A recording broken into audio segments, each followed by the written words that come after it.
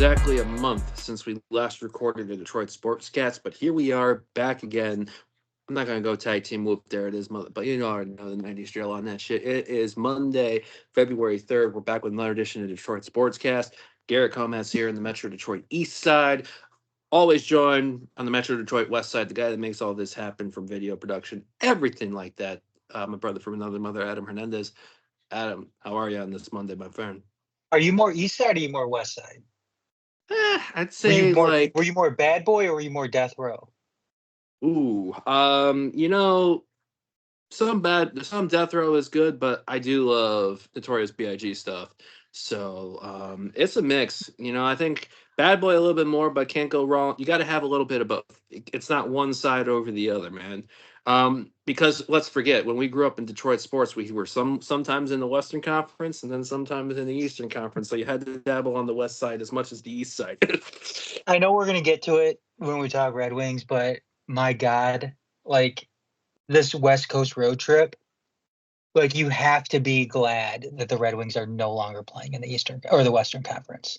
So you knew I fell asleep on Saturday because Yeah. part of it was I worked the 10, I did a freelance shift at Detroit Boat Show in the show office from an old I used to intern at NBIA, and I'm was gonna get some extra cash, and I crashed at around midnight and we were 2-0 up. I was just out. It happened to me again yesterday. I didn't even finish fucking yesterday. It was 2-1 or whatever when I went to bed, and I was up. The next thing I know, I'm out. I wake up. It's 5 in the morning, and then I was like, "Okay, we won." Right in my head, I'm like, "I think we won." And then I was like, "Oh shit, it went to OT." So yeah, West Coast road trips this weekend. I think I'll be ready for tomorrow. I stayed up for Edmonton. I'll stay up for Seattle. But yeah, thank God we're in the East. um, we'll get to the Red Wings. The Red Wings are going to be our second topic tonight. We'll talk. There will be some Lions stuff. If this was a couple weeks ago, the Lions would lead off, but some time has passed, probably for good reason.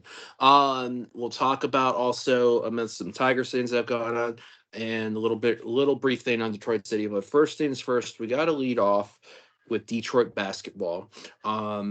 And that is the Detroit Pistons. Currently, right now, playing the second game of a back-to-back, the third game of the six-game homestand. Losing to Atlanta 73-64 right now, but going in tonight 25-24, winners of their last two, 1-3 on the road trip.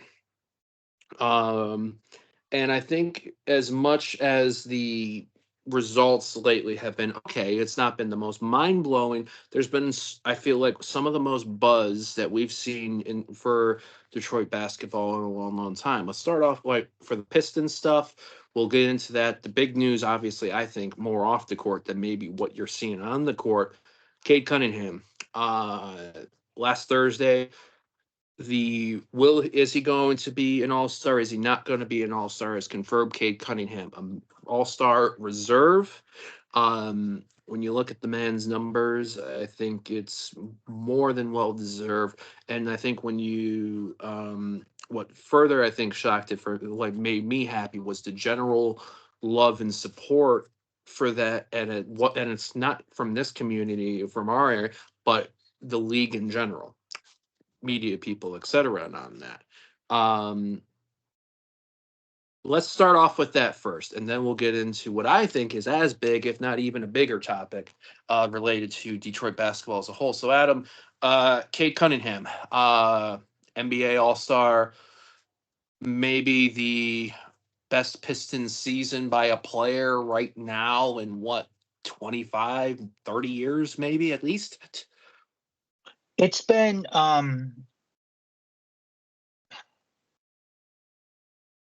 maybe Grant Hill. Maybe Grant At Hill least Grant is Hill on the this Grant Hill and Jerry Stackhouse on the scoring stuff, and maybe even Isaiah Thomas on the assists. well, I'm talking about like a bona fide like Oh yeah, number one guy. definitely Grant Hill. I don't want to say Cade's a superstar. Cade's a star. I don't want to say he's a superstar because you reserve the superstars for, like Steph and LeBron and Gio and those guys. Yeah,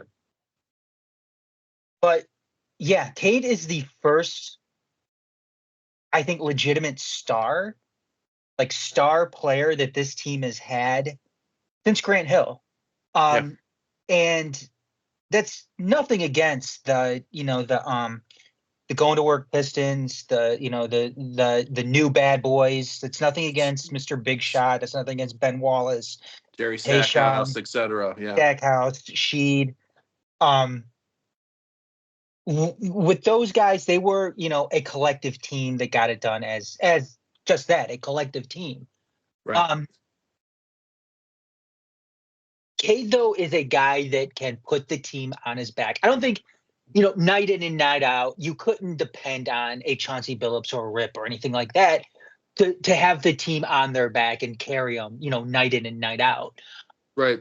That is Cade, and that is what the NBA is now today. And you need a guy like that now in this NBA. And it's been like that for several years now that you've needed a star player on your team, and you need probably two star players on their team. Right. Maybe Ivy's that guy, and we're not going to know probably, I don't think we're going to know this year because he's hurt. Even if he does come back later on in the season, he's not going to be, up to speed or anything like that. There's other guys on this team who are playing well. Yeah. I think Ron Holland, as a rookie, has looked pretty good. Oh, Ron Um, Holland yesterday against the Bulls. My God. yeah, Oscar Thompson has looked good since he's come back from the blood clot issues. Um, Jalen Duren's last 10. yeah, and that's refreshing too because they really needed to get him going. Um, Beasley has looked good.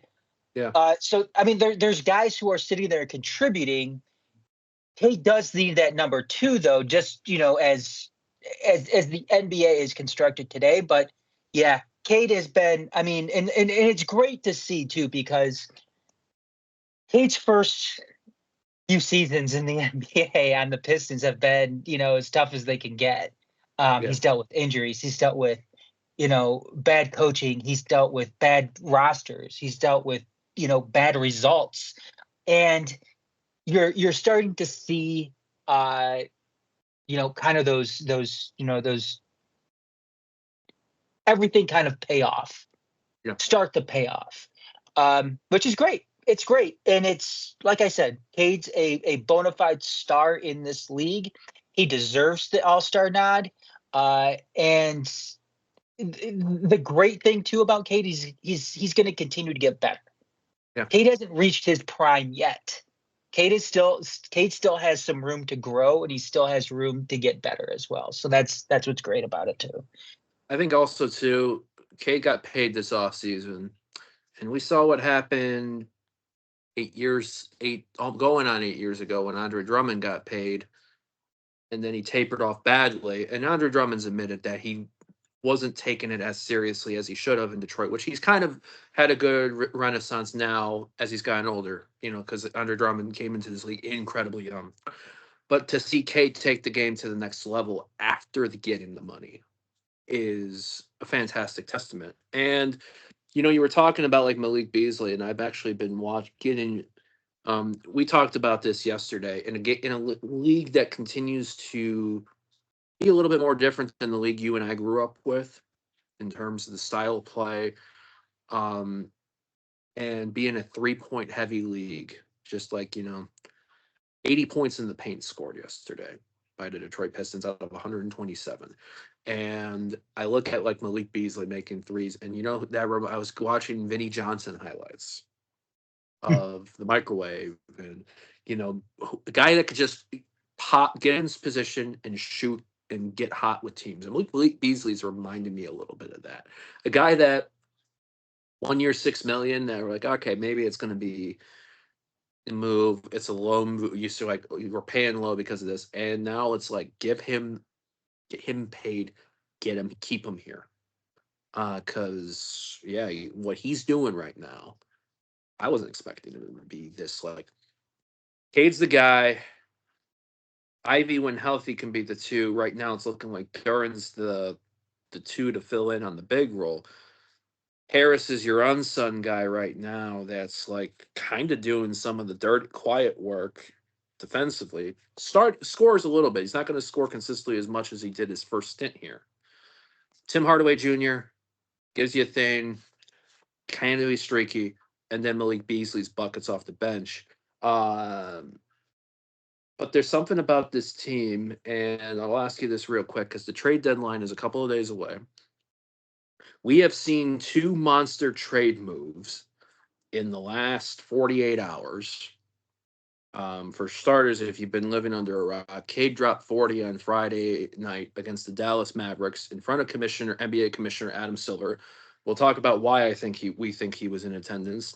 And much like Jaden Ivey's 4-point play against the Kings led to Mike Brown getting fired, Cade dropping 40 against the Mavs led to Luka Doncic getting traded to the Lakers for Anthony Davis. And the what the fuck trade. It's been a long time since we've had a what the fuck trade in the NBA. And not as what the fuck trade today. Zach LaVine, who didn't play yesterday against the Pistons, goes to the Canes. De'Aaron Fox to the Spurs, a 3-team deal. So we're a couple days away for the Pistons. Do you see the Pistons being anyone to acquire anyone, being maybe the third team in the deal? Because obviously the big question in Miami is Jimmy Butler going to go? Where do you see that, especially when I look at some teams like Portland, like New Orleans, Troy Weaver's new team, the Wizards, Hornet? Like, in Toronto, do you see us making a move for any of these guys, or do you see us being better to stick with this chemistry and this cohesive squad that we have right now? Well, you want to get, because as things are kind of shaping out right now, Pistons are going to make the playoffs. So wild that we're talking about this. And that's just because the East is just such ass, and everybody near the They'll bottom. get the play-in at least. They'll get to the play-in. Yeah, and everybody near the bottom just doesn't want to win. It's interesting though that you ask that question, you bring up that question as to whether or not the Pistons are going to do something at the deadline. Should they do something? Yes, they should do everything that they possibly can to see what they can do when it comes to trying to get Cade a possible number 2. And right. I don't know if that is,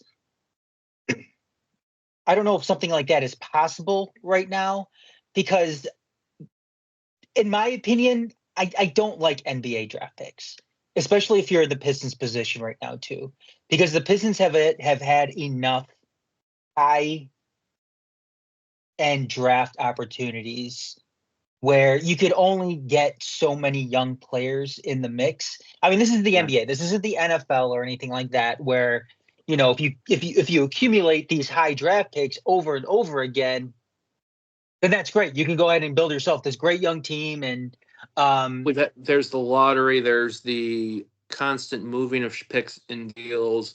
There is a big transition more of a transition between the college game and the pro game in basketball. And then plus I think NFL, other things. It's entertaining. Yeah, and plus NFL rosters are so big. NBA rosters aren't big, so you need that balance of young players and experienced veterans as well. But the thing about the Pistons, we talked about this before, Garrett, that the Pistons are in a prime position right now where they can take on contracts because of their cap room. And teams around the league are going to need a team like the Pistons as possibly that third team in any deal to make the money work. Because we're kind of talking about this in some sense in the after that Luka trade went down, and Luka Doncic for Anthony Davis. Yeah, and the Lakers still needing a big man. But it's true, they do. They need a big man to insert into that lineup. And when you look at what the Lakers can and cannot do, okay, they used a first-round pick, as well as Anthony Davis, I think Max Christie, whatever, to send to Dallas to get Luka back, and that's fine. They completely fleeced the Dallas, and they did. I've seen these nonsensical asinine arguments that somehow Dallas came out on top in this deal, and they didn't. I think that's just a coping mechanism for Mavericks fans out there, or just people who hate the Lakers. I think Dallas maybe this year and next year, but then after that, the Lakers roll with it in terms of because Kyrie, also because Dallas has their window just went down massively when you look But the at their thing is, current though, crop. is they didn't They're improve. gambling on Max Christie. They're gambling on Max Christie. But the thing is, too, is they didn't improve anything on their team. Right. They didn't improve anything. Yeah. The Lakers went out and improved their team in two different ways. They got the better player out of the deal, and they've also set themselves up for life after LeBron. So that's, I mean, if you're the Lakers, this is a no-brainer, absolute steal. They won this trade, no questions asked. However, if they want to go out and make another deal, if they want to go out and get a big man or anybody else for that matter to get on their roster, they will need a team like the Pistons because the Lakers don't have salary cap space. They don't have draft picks to part with. So they're going to need a team like the Pistons to help facilitate something like this. A team with, and sometimes some draft capital. But like I said, I'm not a huge fan of NBA draft picks to some extent. But the most important thing is the Pistons have cap space where they can take on contracts, a bad one in some sense. But if a bad one is coming, you're also going to need some type of legitimate player that is going to help you in some sense to be a part of that deal. And that's what's great about this. Now, I'm not saying that that the Pistons are going to go out and do that, but they have the ability, they have the option to do something like that. And that's what's awesome. It's awesome to have those options when you're in the spot the Pistons are in right now. If there's a guy that you would want off, I'll name who I would want. If there's a guy off the top of your head when you see some of these lower teams right now, is there anyone off the top of your head that you're like, hey, I would really love him here if the deal makes sense? I mean, I was thinking I got like Marcus Smart, but I don't really want him at all. So I'm not quite sure off the top of my head. I think you know who I'd want off the top of my head. You might have heard me talk about it before. I mean, maybe Lonzo. I don't know. I'm not quite sure. For me, I'd love to get something like CJ McCollum. I mean, I think he would fill the two, and that's missing from Ivy. Brandon Ingram would be a gamble. Brandon Ingram would take some pressure off of Jalen Duren, take some pressure off Isaiah Stewart, especially so hoping because Stewie's a walking suspension at this point. On there. The running joke I said was Commissioner Adam Silver was there in Detroit Friday to personally deliver Isaiah Stewart his suspension on his bobblehead night. I think one guy that I probably want the most, Danny Advia from Portland would be another good one in the wing role. I mean, I probably want Cam Johnson from the Nets, but I don't think that's going to happen. No, he came over in the KD trade, right, from Phoenix. So so I don't think something like that's going to happen. I mean, it could. You never know, but I mean, if we're talking about guys that we want. I wouldn't want a Marcus Smart. Marcus Smart's been injured all there. He's been sitting on my bench in my fantasy team injured for the last 30 games. You're what about Lonzo Ball being thrown around a little bit? I would want Cam Johnson the most, but Jeremy Clarkson from Utah, if Utah's going to shot, might be another good one too. But again, small guard, small shooting guard, small forward. But again, we'll see. I would not mind if we are the third team in a Jimmy Butler trade. I just don't want to pick up Jimmy Butler. No, they're not going to get Jimmy Butler. They won't pick Jimmy Butler. It's going to be real quick. I don't know who's going to take Jimmy Butler. Jimmy Butler's probably not doing himself any favors right now. No. He's a walk-in team suspension also. All right. We don't know what will before we break into the big topic. You got to pick a team Jimmy Butler goes to. Who does he go to? No, no bets. It's not like our channel 451 bets where Jaime's going to continue to owe me food after I beat him in every bet. But if you had to say, hey, Jimmy Butler, I think Jimmy Butler will end up here. Who's that team?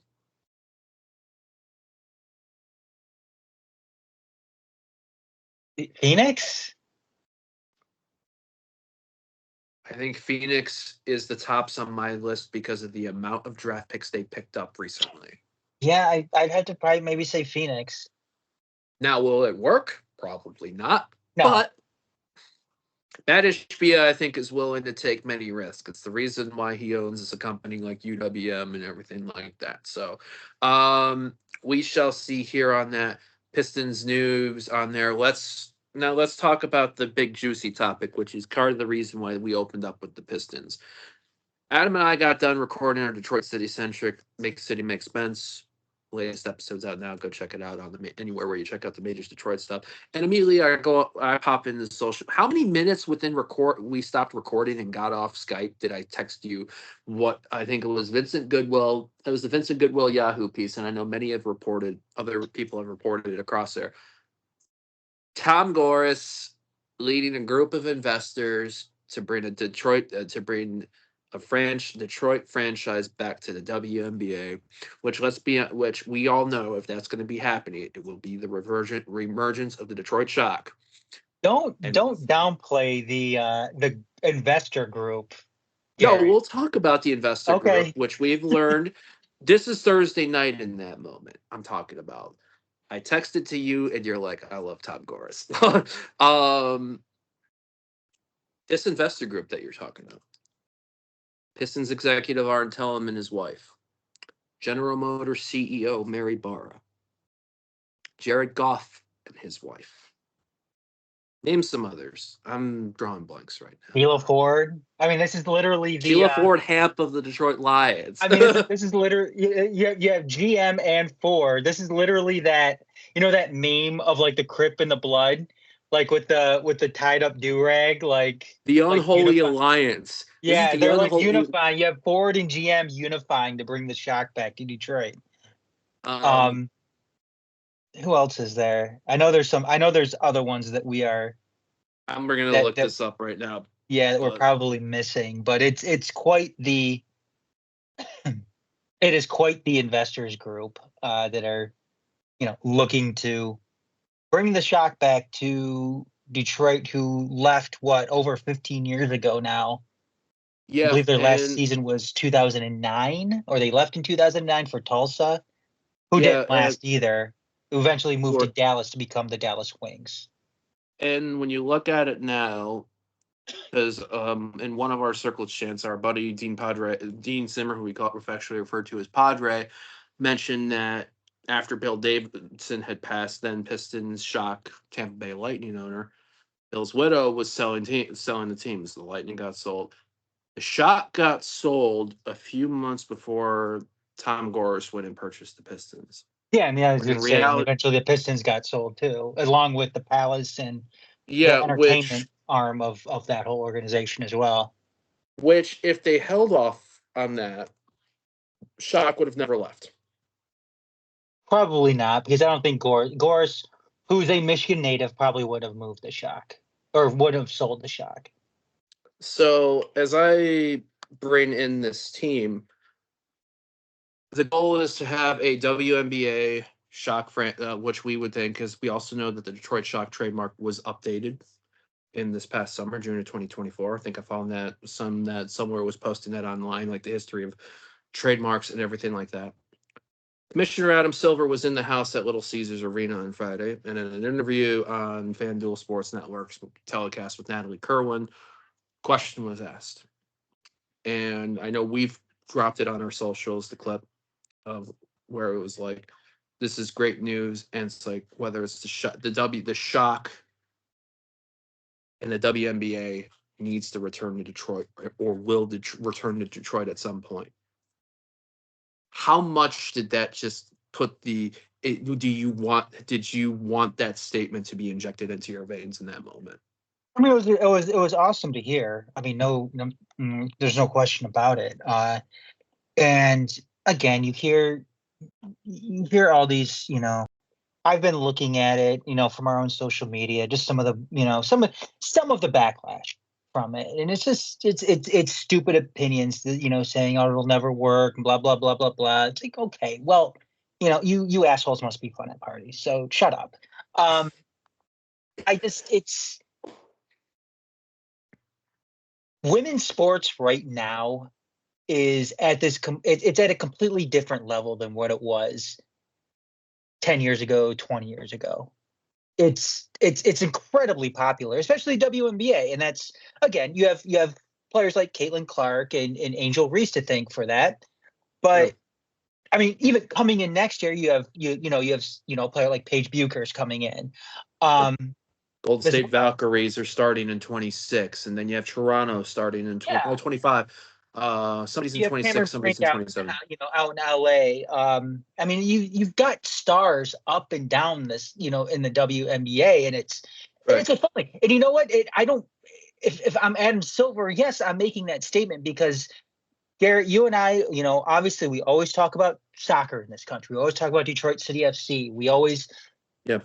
we talk about, the MLS aspect in it. And MLS wants in Detroit for the same reasons that the WNBA wants back in Detroit. And that's because Detroit itself is a top 15 market in this league. I know people may not want to hear that. They may not like to hear that because, oh, it's Detroit. But that's the fact of the matter. Detroit is a top 15 market. And for Yeah. all the reasons why it would be, that the MLS wants to get a hold of that, the WNBA wants to get a hold of that once again, too. If you have a top 15 market and you don't have a team in that market, that's a continued missed opportunity for your respective league. Yeah. When you look at some of the other investors, Grant Hill and his wife, Grant Hill, yep, Chris Webber, Chris. um, who else am I looking at here? Not Mary Barra and her husband we've talked about. Arntel, it's like Sheila Hamp and her husband. So when you look at this, there is a pull to even Grant Hill, Chris Webber, Duke and Michigan, Yeah, Ford and GM, Duke in Michigan. Yeah, I mean, it's gonna happen it's too. It's gonna happen. yeah, I mean, and it's and I think yeah, like you said, it's when you look at. I'll admit, and I don't know if you felt the same way. When I was, because the shock was 21 when I was 21 when the shock moved. I will admit, I kind of took the shock for granted, right?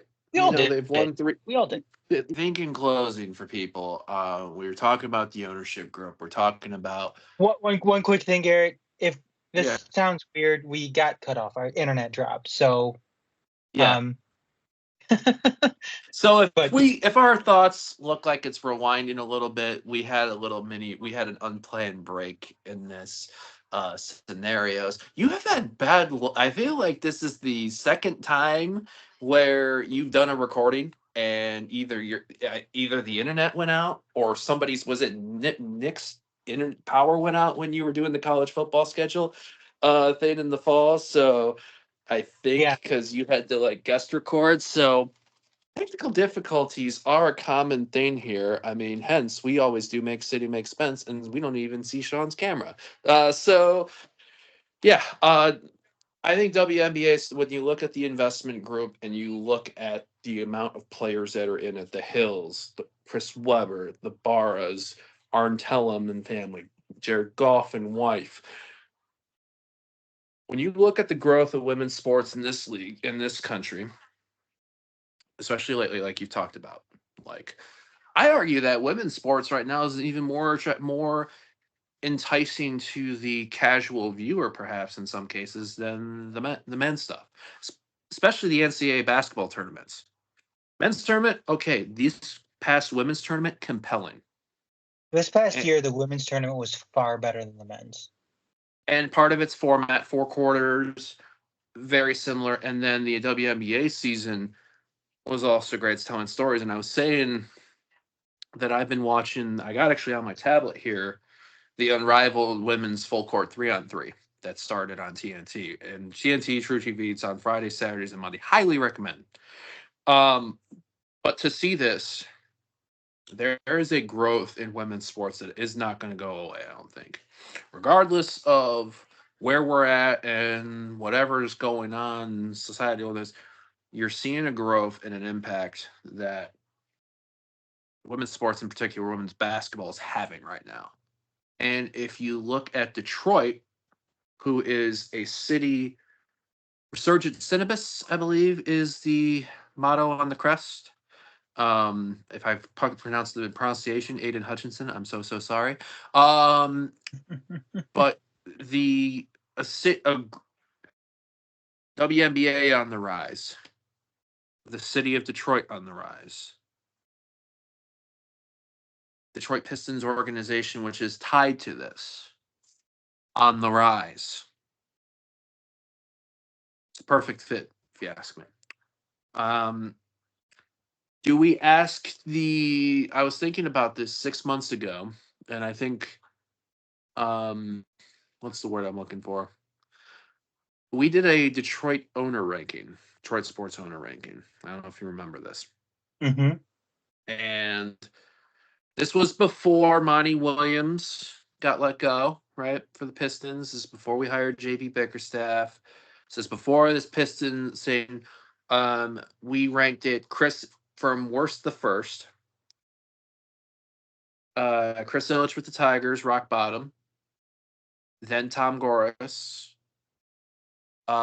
Then we did we do Detroit City, or did we do Ilitch with the Wings? One of those were the two, and then Sheila Hamp was tops. Right? I'm trying to remember who was 3 and who was 2. We had, and perhaps right now we might do this a little bit quarterly. Like quarterly, 6 months through the years, we see the ebbs and flows of Detroit sports. We may have one more closing thought on the WNBA thing before we shift, but you were today looking at this February 3rd, year of our Lord 2025. Detroit sports, rank owners, rank them, worst to first, and as like last time, Chris Ilitch gets twice for both the Wings and the Tigers. Ilitch, Tigers still last, yet he has made, he did get some points within the last 24 to 48 hours. Then I'm still gonna say, I'm probably gonna say the Red Wings. So you're doing a double Ilitch for the bottom too. Yes. Okay. He's better with the Red Wings than he is with the Tigers. But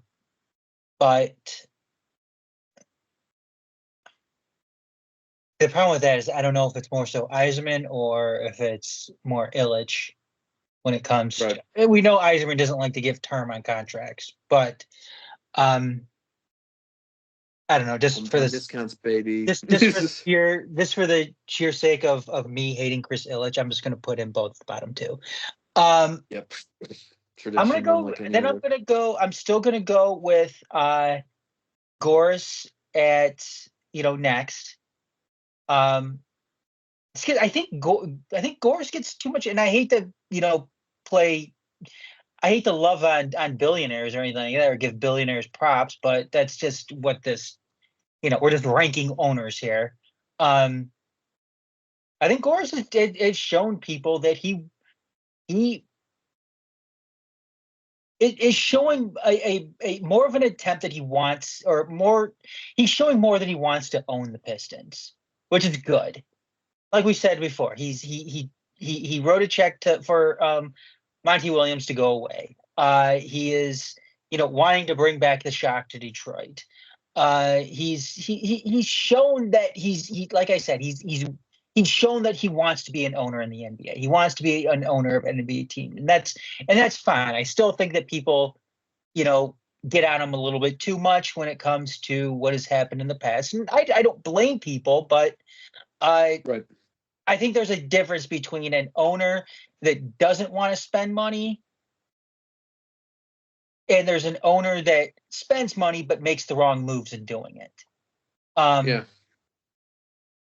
Next up, I'm going to go with Detroit City FC, just because of the things that we've seen. Like again, we can go on all day about some of our complaints with ownership in the front office with Detroit City FC.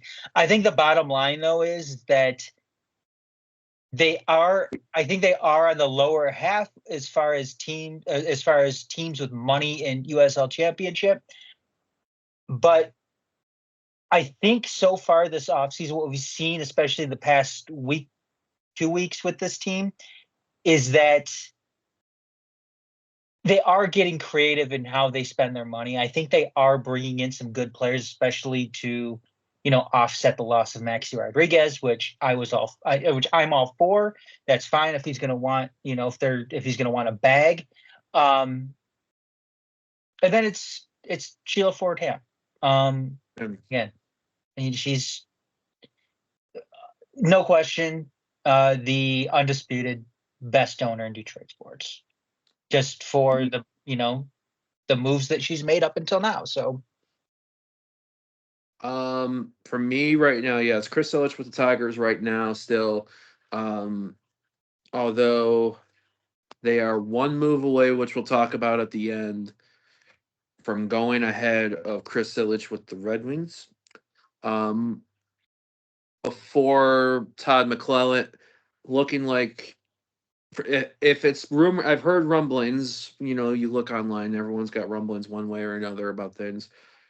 And if the fact that if it is come to fruition and indeed actual, that the fact that Derek Lalonde was not let go of this relieved of his duties until Boxing Day, day after Christmas, was because Chris Ilitch didn't want to let him go earlier in the year, like in November, when it was clear that this wasn't working because of money situation, then yeah, I want to put Chris Ilitch with the Red Wings in the bottom, especially when you look at I heard some rumblings. We have some people dear friends of ours who are half season ticket holders in the back club and section, and to hear that that's getting a 400% increase and becoming an exclusive section at Little Caesars Arena, really to me denotes the disparities, the vast differences to me between Chris Ilitch and his father Mike Ilitch in terms of owning teams, and even Marian Ilitch as well. Before, because obviously Marian Ilitch is more involved in the casino and the holding end of the family of companies, from what we know. So I would put both of the Illiches on there. The Tigers ones had some steam. Um, we still need to see a little bit more. And obviously, like I said, this is something that we don't just do once a year or whatever. This is something we'll do kind of like a heat check, whether it's twice a year or a couple of times a year. This one was tough for three and two, because Tom Goris has had. There's a line that, as Adam and I are pro wrestling fans, I think there's a thing that I've learned about obviously Vince McMahon's not exactly, and for deserved reasons, gets reviled for a lot of the things one way or another. But there's a quote that he's done reference for a situation is, you learn a lot. You learn the taste of shit or whatever it is, and you either enjoy it, right? You know exactly what I'm talking about, right? I don't know what you're talking about. So it was reference to an incident, and then like, hey, you get to here, you got to learn to enjoy the taste of shit and deal from it, right, and build up from it. What I mean by that is, in this reference, Tom Goris is an owner for a decade plus years. Um, Occasionally would show up, flash. I think was the sole person responsible for bringing Blake Griffin in when it didn't make sense and hampered this team. Maybe went above Troy Weaver's head to get Monty Williams in, who had no desire to come to coach after being let go by Phoenix. Threw a shit ton of money at it, and we had our worst season as a club, as a team, the year after one of our worst seasons in team history. If it was Chris Ilitch owning the Pistons, Monty Williams would still be the coach of the Pistons. I 65, agree. 65. And so in this thing, what I mean here is Tom Gores has put himself in enough shitty situations to realize this isn't working. Troy Weaver, gone. Now we see what Troy Weaver's doing, just as an advisor to the Wizards or whatever his title is. And it seems like now that he's learned from his staying on in basketball operations to bring people in that he can trust, that he can bring this people in to do specialized the thing. Traydon Langdon, JB Bickerstaff, a great group of assistants, right? And you're seeing this team that is gelling with each other. And that's on the court. Now let's talk off the court with Tom Gores. The Pistons in November or whatever won a big war for community work. It is evident that the Detroit Pistons, since they moved to the city of Detroit from the suburbs, have wanted to, out of the big four, maybe do the most as far as community work, as far as their type of things. You right at them, like with like their works with Toys for Tots and Eastern Market, the drives in the inner cities, being a organization in the inner city part in New Center. I think is a commitment. It's not just a saying; it's a active part of their identity, and I think that is very, very promising. We still need to see more work for Tom Gores to see if he goes up to the top two, but steps in the right direction. Obviously, the WNBA franchise new stuff is good. Everything in for there. Detroit City FC ownership number 2, because I think we're slowly starting to see the name Detroit City FC become known more and more on the field as a football entity and off the field as an organization and as a brand. The stadium situation, which is currently in groundbreaking, taking place in Q2 of 2025. For more information, for more stadium stuff, go back to our Detroit City Sportscast special interview with Sean Mann, which you can find anywhere on YouTube, on our major TV page, as well as anywhere in our audios.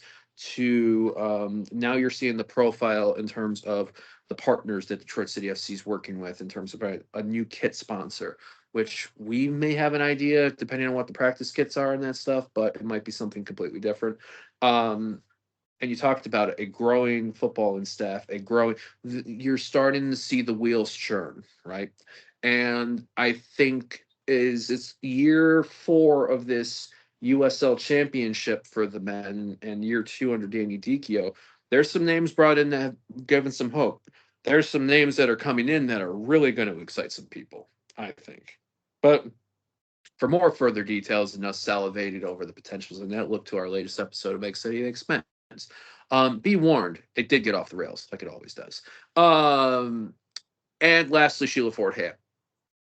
She's a savior. She should have a statue built outside Ford Field because after Thanksgiving 2020, and what was it, October 2022? Defending Dan Campbell and the team after the 1-5 start. That's for an owner, the trust and support, and not only that, being hands-on in a good way, not overly hands-on, but being hands-on in being a support piece in the war room on draft day. And I think that's just cool. And it's something that we did not see for so many years with the Ford family. So Sheila's tops. Anything closing we want to add on Pistons or WNBA stuff before we get to the wins? Nope, I think we're all set. So now let's get to the second topic, and this team that has not only learned how to play fucking hockey, the NHL has let the Red Wings get hot. After a rough road 4-game road trip, was it 3 or was it 4? It was 3, I think. No, 1 and 3 on the road. The Detroit Red Wings have since ripped off a nicely done 6-game win streak now with 6 they won games, yep. 3 at home. 3 at home, last week. Montreal Canadiens, Tampa Bay Lightning. Start off the LA 2 weeks ago. LA Kings last week before wins. These last three in Edmonton come from behind. Calgary on Saturday, and the Vancouver Canucks in overtime. Playoff situation. Are they top wild card as of right now, Yes. or As bottom of of right it? now, yes, they are. Couple games in hand right now, but that will all be even. Tomorrow they finish up their road trip at Seattle against the Kraken before one more game. Saturday, February the 8th, home to the Tampa Bay Lightning. That's a 1 o'clock puck drop before the break for the NHL Four Nations. We have seen since Lucas Raymond absolutely on fire in a point streak, the emergence of Marco Casper on the top line, which I think is doing a fantastic point. Um, Great stories in the terms of Dominic. What's his last name from Grand Rapids? Dominic Sway. Shine. Down and shine. Dominic Scheim, 31-year-old, getting his first couple NHL games in from Grand Rapids. Elmer Soderblom coming up and making a thing. Great goaltending from Ken Talbot and Alex Lyon. There's many things I think that we can talk about with this Red Wings team that went literally from the darkest of dark times in a while to giving us hope that we haven't felt in a while. Even last year. Um, is this all Todd McClellan and Trent Yanni and everything like that? Or is there something else at hand here, bud? No, it's Todd McClellan. That's who it is. And yeah, I mean, at this point right now, it's yes, in hindsight, it's frustrating that the deal, that it wasn't done sooner than what it was, but um, as it stands right now, what Todd McClellan is, he's 14-4-3 since taking over the day after Christmas. Yeah. And in that time frame, he's had 2 6-game winning streaks, which is incredible. And especially too, given the teams he's been, it's incredible in the sense too of what they've been able to do just on this road trip. Right. Going out west and taking down, playoff teams. I mean, Calgary Stanley is Cup runner-ups. Yeah, Calgary is a playoff team. Edmonton is arguably one of the best teams in the league. And then going into Vancouver on a back-to-back is amazing. And they didn't look good either. They looked sloppy. Outplayed. They looked tired. Yet they were able to go in there and steal that game, which is great. Garrett, I got to ask you a question. Todd McClellan has 2, like I said, 6-game winning streaks since taking over. Yeah. On Boxing Day.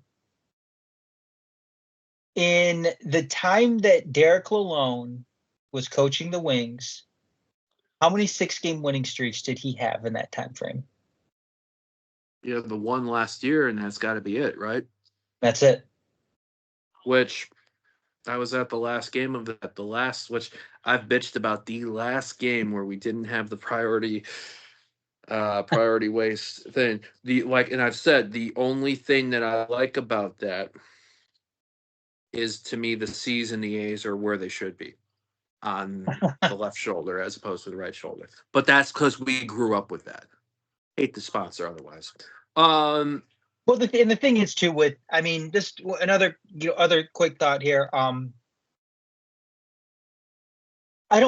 guess I know a lot of people are going out and saying that we should have got rid of Derek Lalonde after how last season ended. And like I said, I was never a believer that the Red Wings were going to make the playoffs last year. I'm not even a believer that they're even going to make the playoffs this year. I still don't think they're going to make the playoffs this year. And for that reason, I wouldn't have gotten rid of Derek Lalonde at the end of last year, just because they were in a position that they shouldn't have been in. And Dylan Larkin went down hurt, and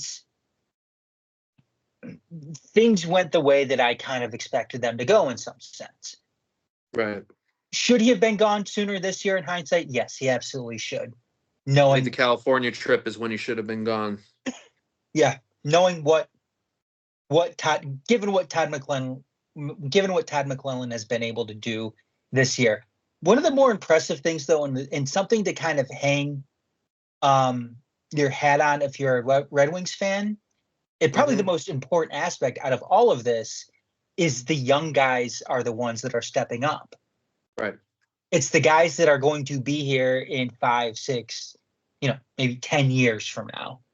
Right. It's Which not. we It's talked not. about. We were concerned about too many vets on this team right now, and I feel like now since then we have proven to be somewhat vindicated in why we were feeling the way we were feeling. Yeah, because even now you have Marco Casper, like you said at the top of the segment, Marco Casper, Elmer Soderblom, Bergeron, Bergeron, Edmondson, yeah, Albert Johansson, right? yeah. It's been, and that's what you want to see if you're a team like the Red Wings. You want to see those young guys, lead the way. And it also, when you look back on this too, it also, there is, maybe not as much justification moving forward that you should keep some of these guys down longer, because next year, it's going to kind of be the same story. You're going to look at this roster and you're going to be like, well, should we bring these guys up? Because next year you're going to have Axel Sandin-Pellikka. You're going to have Sebastian Costa. You're going to have Nate Danielson. You're going to have Carter Mazer. All those guys have still yet to come up onto this team. And some of them are going to start in Grand Rapids. Some of them are going to be on the Red Wings next year. And that's what's great about all of it. I mean, the Red Wings all of a sudden have found themselves in a really kind of a remarkable position as far as an organization goes and how the future looks for this team.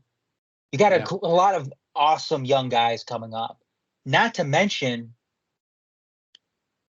NHL announced the other day, or I don't know if the NHL announced it or if this was, unconfirmed, speculation or whatever, but the cap is going to increase significantly over the course of the next several years. Red Wings in a top are in one of the top markets in the NHL. And you have to figure that if any team is going to be able to spend up in terms of that cap, the Red Wings are going to be one of those teams. Now that's Chris Ilitch. I know we're banking on Chris Ilitch doing that, but there's going to be a lot of teams that are going to struggle around the National Hockey League to do something like that. Yeah. And I don't know if that's not necessarily great for the NHL, but you know what? It may be something that's good for the Red Wings. So who knows? I think also a couple other guys I'll talk about real quick because I didn't talk about Alex DeBrincat. I think Alex DeBrincat was a little inconsistent, I think, at times last year, and I think he's really someone who's shown great goal to get the rhythm going after falling behind in Vancouver. Obviously, we've seen Patrick Kane come alive, too. I was one to ask the questions of, are we seeing the sports hernia surgery actually Patrick Kane show his age now? Vladimir Tarasenko is still a little bit concerned with, but I just think, I think we're seeing we're not seeing the point total. I am seeing some things in his game. He's just not getting the points that we thought he should be getting. But yeah, I mean, it's very, very worn. Lucas Raymond right now, my God, he's on fire. February 3rd, 2025, 2 months left in this regular season. Yes or no, Detroit Red Wings, will they be ending the playoff drought? No. Yeah. How close do you think it gets to? I don't think it's as close as last year. Just because I think there's better teams this year. I think teams are in better positions to win this year. Right. Because you have teams like, Ottawa is getting better. Montreal has gotten better. The Rangers are worse, but the Rangers are still good. 7 of the 8 Atlantic Division teams are within an earshot of the wild card spot. The only team that isn't is the Buffalo Sabres, who are rock bottom in the East. But I mean, you have the Red Wings, what, like 4 points or something behind Toronto at this point right now? For the second spot in the Atlantic. Yeah. I mean, that's again, that's how. I mean, Toronto's going to make the playoffs, and they're going to get bounced probably in the first round. But no, I mean, unfortunately, like I said, I don't think the Red Wings make it. But I think I'm hoping that despite them not making it, fans are able to be encouraged off of what they have done the second half, especially under Todd McClellan. The big test will be if this team goes on a rough skid like they did in March of 2024, which, they all of March 2024 was a horrific. Multiple losing streaks that did them in after, being in a very strong position. I think it's going to be very, very. Yes, they have gone on fire. They have put themselves in a great position. 2 games in hand currently. 2 games behind Tampa Bay Lightning. Have 2 games in hand right now, which will be caught up for Tampa. It's 2 games against the Senators. Lightning wins, and the Lightning at the Canadians. I think there'll be a true test on there. 2 wins by the Red Wings could see them in the Atlantic third spot going into Four Nations. Also depends on what the Senators do in those 2 games in Tampa. If we're judging these last 18-20 under Todd McClellan, what'd you say it was? 14? Is it 14? 13, give me that rundown again. How many the record under McClellan since 14-4-3. So they played 21 games, and we got what, 30 left? 52 played so far, or are we at 54? I'm trying to remember. I know Ottawa's playing tonight. I'm trying to get that score real quick. Oh, yeah, because Ottawa plays tomorrow. Yeah, Ottawa's in Tampa tomorrow. So it means Ottawa's playing Florida tonight, probably. Ottawa's Or playing Carolina. Nashville right now, and they're beating them 2-1 with 6 Yeah. minutes left to go in the second. So we play so if we keep this form up, and obviously this week, split. If you can win both, great. Especially your head-to-head against Tampa. I lean right now towards we'll sneak in. But we have to keep this form up to do it. Because a lot of head-to-head coming up against, it's going to be strong. You still got to play the Islanders. I think a little bit. You still have to play. I think we have to play Pittsburgh again. The Bruins. I mean, you look at these teams, and a lot of your points are going to come up in these 4-point matchups. I hope we probably have to play Carolina too, and that's going to. Well, it's the complete opposite of what we're dealing with the Pistons. I mean, the East in the NBA sucks. You have teams that just don't want to win. I mean, what the Red Wings are dealing with right now, you have just it's you're in just the toughest division in the NHL. Toughest division in the NHL, and the toughest of the 2 conferences by far. Yeah. So I think on the condition that they keep this form relatively close and they sneak in. But if they go on a skid in March or at the end of February like they did last year, they won't get in. It'll be last day or day before failure again. But I want to lean like this team is ready to end the skid. We'll see. Fingers crossed. All I can say is, well done to Todd McClellan on there. God, I feel I was telling somebody it feels so fucking good for a Pistons team to be really, really well, and it feels very good to have a Red Wings team that gives you hope most nights when you're watching it and play like they have something in there. So that is fantastic, rewarding to see on there. You got anything else, or do you want to get to the breakdown? Let's move on. Okay, so getting into the breakdown, this is not going to be full-on talk on each team on there, but more like one group thing to talk about everything. Detroit Tigers. Give me that name again, because now I think with the pause, it fucked me up on that. Conley? Huh? Tommy Canley, I'm sorry. Tommy Canley. So the Detroit Tigers picked up Tommy Kahnle, reliever from the New York Yankees, their second Yankees acquisition in free agency after Gleyber Torres, who was picked up just after Christmas before the new year. A free agency that was already somewhat marginally better than last year, and then waking up. Uh, well, confirmed, but Jack Flaherty on his social media on Saturday posted a photo of himself in Tigers gear, and then waking up to hearing the news of Jack Flaherty's returning to the Detroit Tigers. I think it's a two year contract, 35 million total. So for anyone that was really bitching about the trade that brought in Francisco Liranzo and Trey Sweeney, bitch no more. Jack Flaherty's back. And further out that multiple sources, I believe Evan Petzold in particular, Olney's might have said something too that the Tigers are still one of, if not mainly the main front runner to land Alex Bregman, third baseman from the Houston Astros. Great relation, many known for years with AJ Hinch. This is taking 84 years, but it's gotta happen. Um, how are you feeling compared to where we were talking about in December after landing Alex Cobb? How are you feeling about this free agency so far, and obviously where we're at in potentially landing Alex Bregman? If they can get Bregman, then I'm going to feel really good about this offseason. And I think it was Tony Paul that made this point that Bregman is a need and Flaherty was a luxury.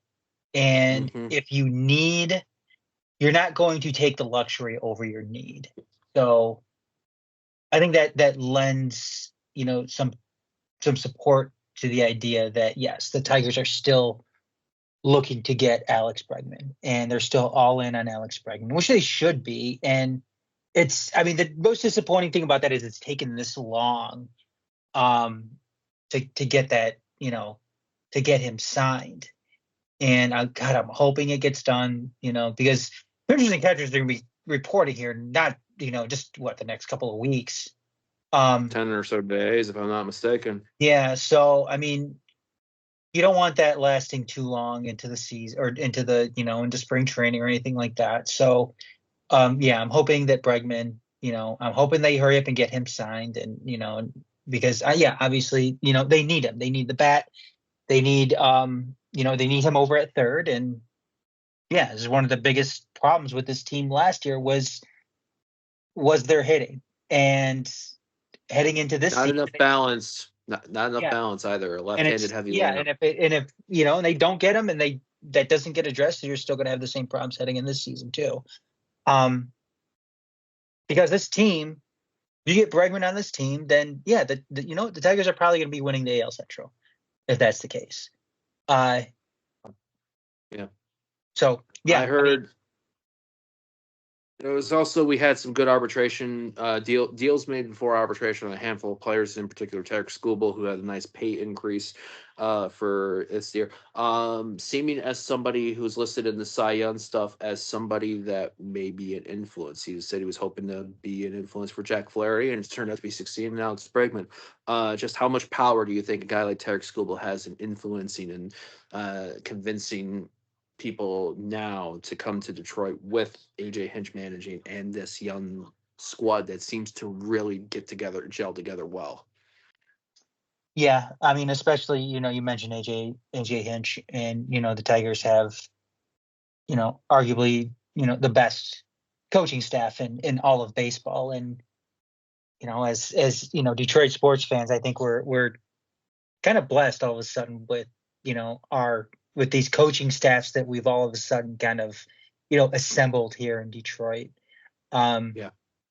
Because when you look at the Pistons now with JB Bickerstaff and his staff, you look at Todd McClellan and his staff with the Red Wings, you look at the Tigers and AJ Hinch with his staff, Chris Better, Fett, yeah. What Dan Campbell has been able to do. If you want to throw Detroit City in there as well with Danny Dicchio, what he was able to do last year.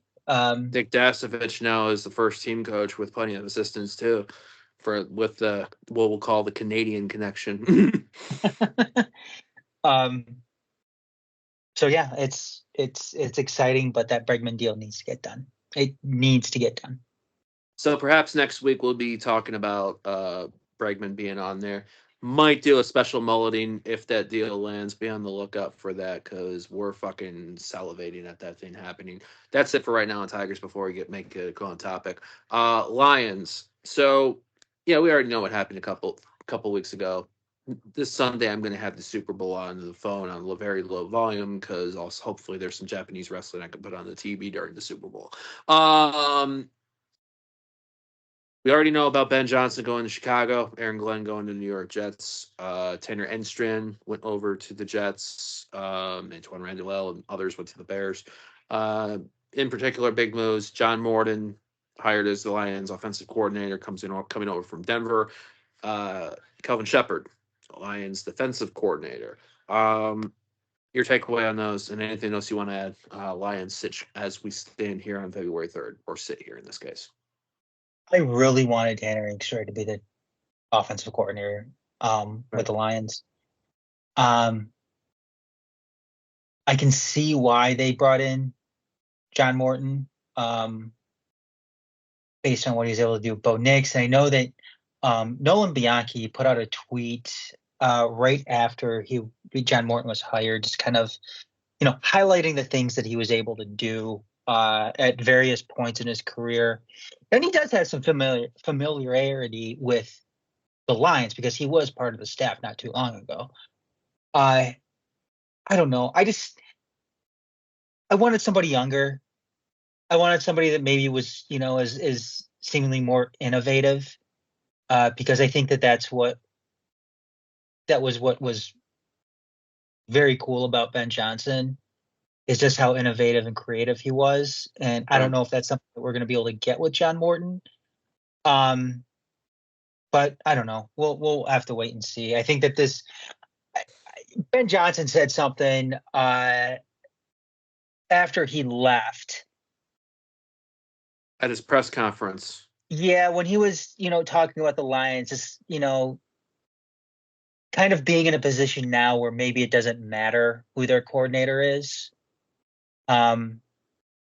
Which I think he's probably just saying some nice things about him, in his exit. In which, it may be true to some extent, but I know when the Eagles lost their coordinators, going into last season, they had some trouble kind of recovering from that. Yeah. Not to say the Lions are going to have those same issues, but well, first of all, I think the Lions are a more talented team than the Eagles were last year, heading into this season as well. But like I said, we'll just have to wait and see when it comes to John Moore. I mean, this offense is already, it's already an incredible offense, and it's going to be an incredible offense no matter who the coordinator is. Right. Kelvin Shepard, yeah, I was happy about that. I think I wish the Lions did more of the internal promotions, like I said with Tanner Engstrand, that I wish they did. Right. Kelvin Shepard, yeah, I think that they promoted him because I think they knew if they didn't, then he was going to be gone. He was going to be on somebody else's staff, and it very well could have been Aaron Glenn's staff that he was on. Aaron Glenn gave him the stamp of approval really before the season ended, saying that, yeah, he's going to be a defensive coordinator. He's going to be a good defensive coordinator, and lo and behold, he is. So I was happy to see that. So like I said, we'll have to wait and see. I'm more hopeful. I'm more happy about Shepard than I am about Morton, but I don't want to completely write off Morton just because he has done some good things, especially this past year in Denver, as the passing game coordinator with Bo Nix. So he took that helped take that Denver Broncos team with Sean Payton into a playoff spot, which I think shocked a lot of people, including Broncos fans, I'm sure. My one thing about John Morton is this: I know he's had some issues being very pass heavy. Hence, I think with a stint at the New York Jets, we understand that, and I will go down to this day saying part of the reason why we failed 2 weeks ago, going on 3 against Washington, was I went away from the run against a team that had one of the worst run defenses in the NFL. We went away. Yeah. We took arguably our best player on the team out of the game. 100 and something yards on 14 carries, averaging 7.5 yards a carry.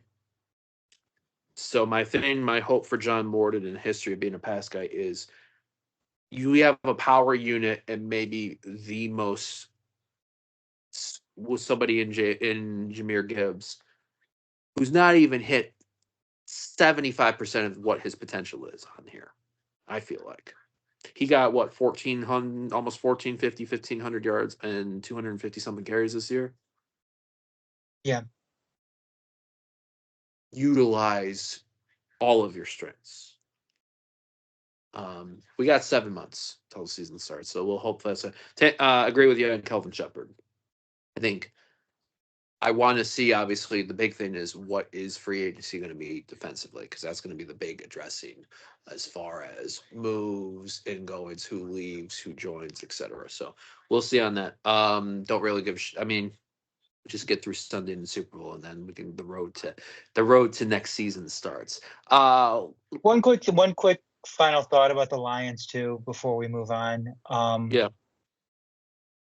I know the Myles Garrett thing came out today, and the Lions are already being mentioned as a possible destination for Myles Garrett.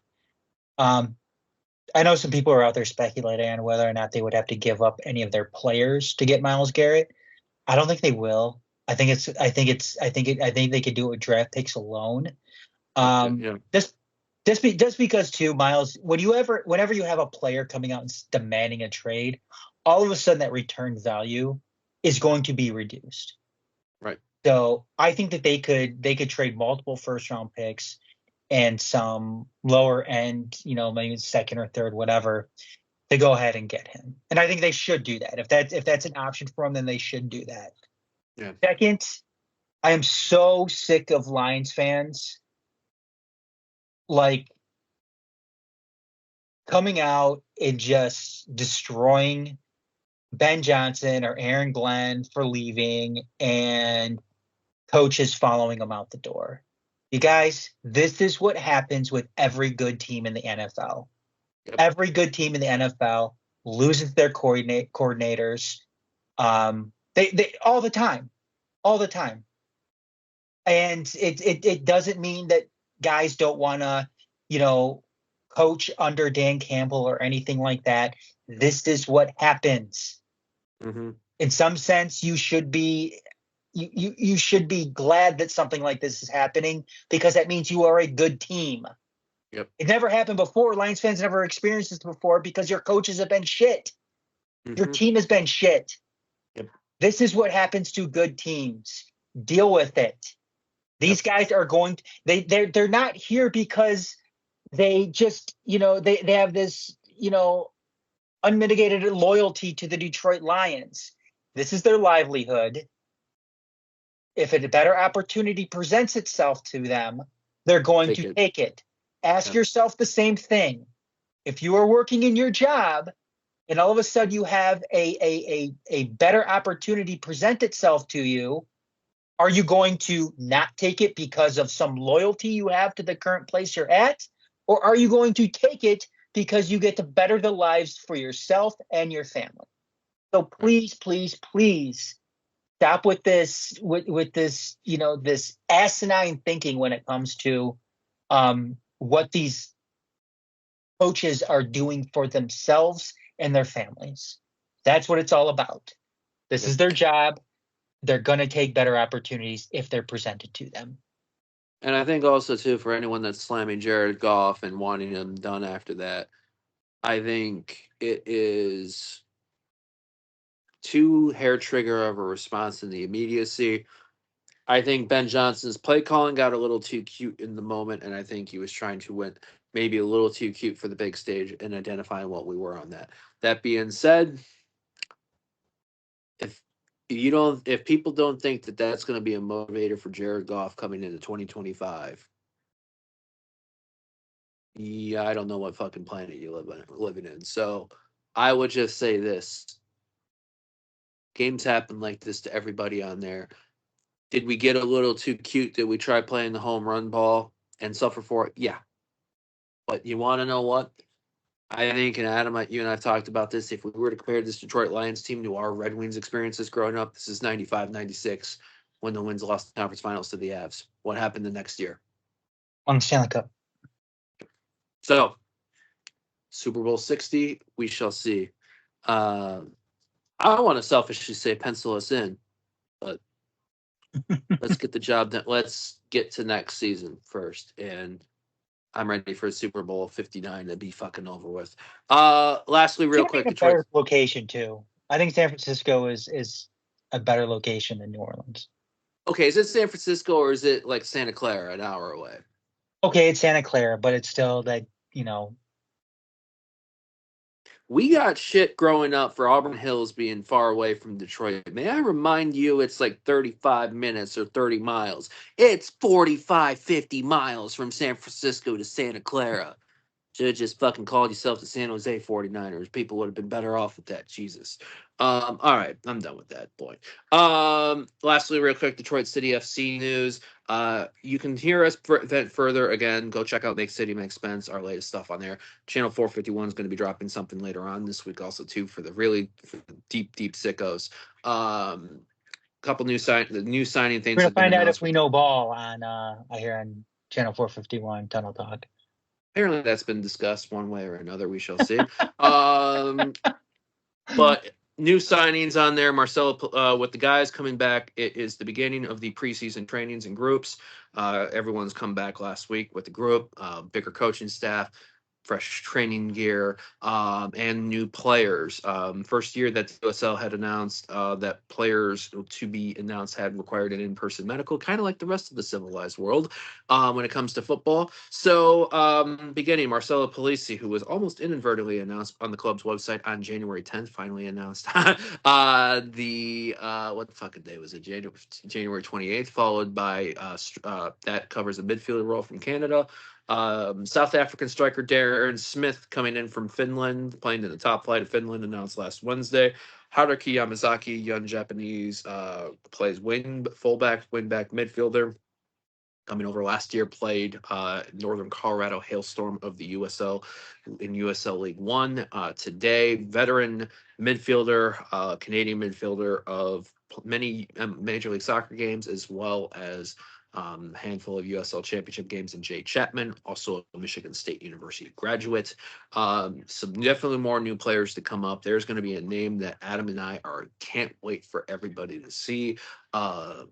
Salivating again. For more salivation, go check out Make City Make Spence last week. Preseason games are about to start. The team's going to be having two in Lexington this week, playing Georgetown College on Wednesday, February 5th, before our Lexington SC friendly in Lexington on February 8th.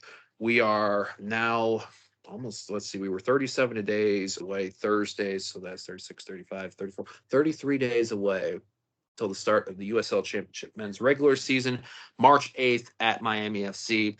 And Detroit City's MASLW women's indoor team continues to crush souls. 12-4 win this past Saturday over Indiana United FC. The streams are back up and running on Detroit City's FC's YouTube channel. If you're unable to make it, Adam had the pleasure of being there in person. I took it in via the stream.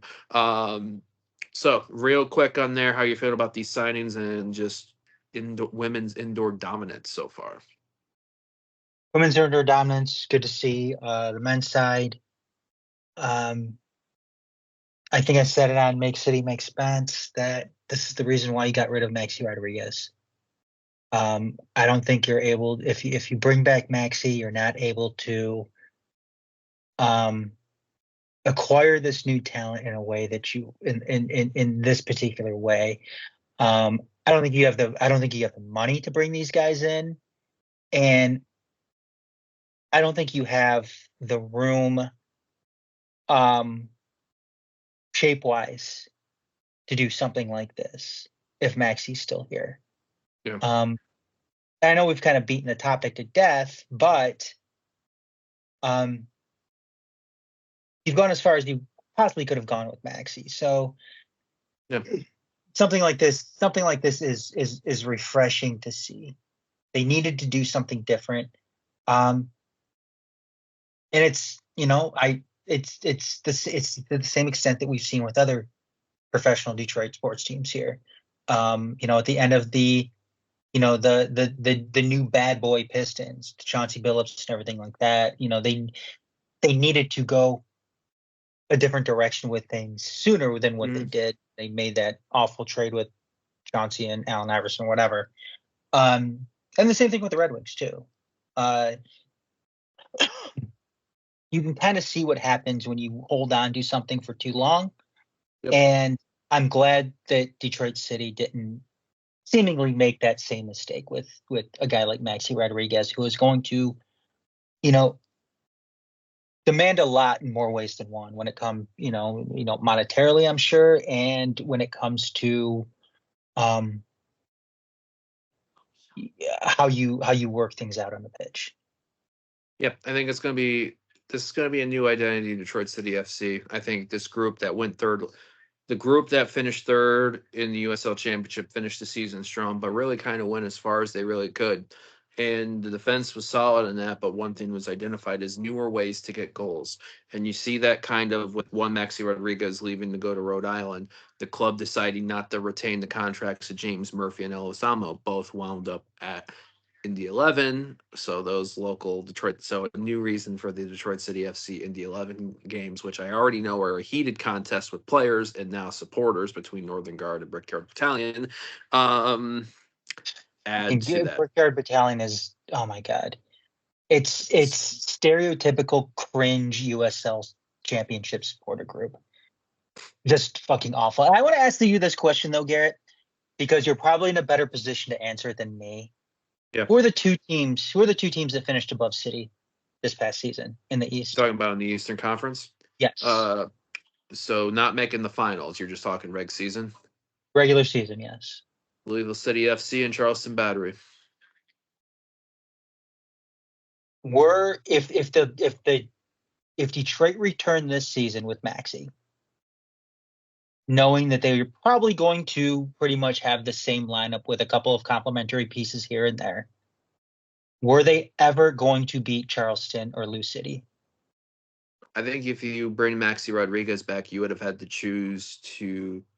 I don't think you would have been able to bring Maxi Rodriguez back and bring back Devin Amumensa and Lijap and Ben Morris and Stephen Carroll. Somebody had to go, or even or even like your role players that have a big significant part in this team. Your like Matt Sheldon's, Michael Bryant's, guys like that in particular. Um, somebody had to go, and I would rather sacrifice. Yes, Maxi Rodriguez, Black Arrow winner, goal winner. Was he first team USL? But somebody that went 13 games without a goal and assist in a time that we needed him the most. So it wasn't working on there. And I think when you look at this team's identity, this team, we were concerned about defense after Matt Lewis retired. Um, but they bettered their defensive record. They were top four defense in the USL Championship. But clearly, you can see not enough goals to, especially in a moment of playoffs against the Tampa Bay Rowdies. I think when you look at the offseason, I want to have a lot of hope that this team can even take the next step on there. I think Charleston Battery are going to have reserve things on there. Curious to see what Louisville City do. I know one of the Elijah Winder, one of the young talents, went to Los Angeles Galaxy of MLS. The biggest transfer apparently for a USL Championship player to go to MLS. They never disclosed the number details. Everything is fucking like under lock and key. Uh, but I think it is very promising, and I want to see a couple. What I want to know is what's this team shape going to be on the field? That is the formation, how they line up, and who slots where. Because I think you have a lot of versatility and moving pieces that can be slotted in with this group. Knowing who is coming up, because I know we both know who's coming up still, yet to Yeah, be announced. Is this team better than last year's team? I think this team could be more exciting, which I think they can be more attack minded. Which I think if the goals come in, they'll be better. Because I'm not worried so much about the defense. I I'm think not worried about defense either. I think our defense is going to be the best that we've seen since joining USL. But I'm excited for this attack. I just need to see where everyone's going to line up, how they're going to line it up, and that gives me an idea of what to expect. But y'all that were freaking out about not picking up strikers and winners, that's why you always need to keep a cool head, folks. All right. I think we've covered a great amount. Unfortunately, we can report that the Detroit Pistons lost a tough one tonight, 132 to 130 to the Atlanta Hawks. Came down from within, but a last second throw in play did not go away as intended. Great effort, though. 25 and 25 for the Pistons.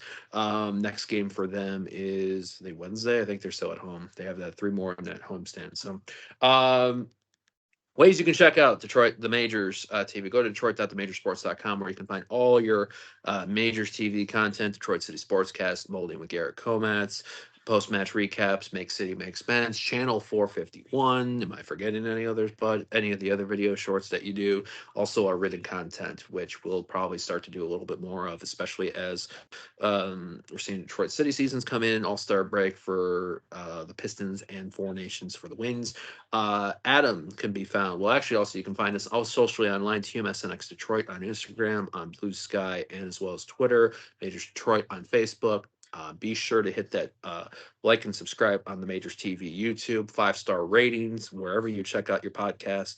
These are kind of our way. This is our ways to be able to build the brand and to get the algorithms going for us here. You can find Adam at TMSNX Adam. You can find me at GM Comas. Did I forget anything else? That's it. Good job. Holy shit! I can't believe I nailed it. So, we're gonna try to do one of these things quicker timelines right a month, but we can't guarantee anything. 2 adults, a lot of fun things going on. Michigan winner, you know how it all goes. But yeah, things to look out for Detroit sports world. Red Wings at the Kraken tomorrow night. Last game of the 4-game road trip. The Pistons will be back in action. Hopefully, keeping rolling, especially with All-Star Cade Cunningham. Be ready for a fun Detroit City FC sign, folks. Seriously, I'm excited for everybody to see this announcement. And will the Tigers land Alex Bregman? I'm sure we'll have more things to talk about, but that'll be until next time. Till then, have a great evening. Be good to yourselves and each other. Stay safe, healthy, and warm. And see ya. Yeah.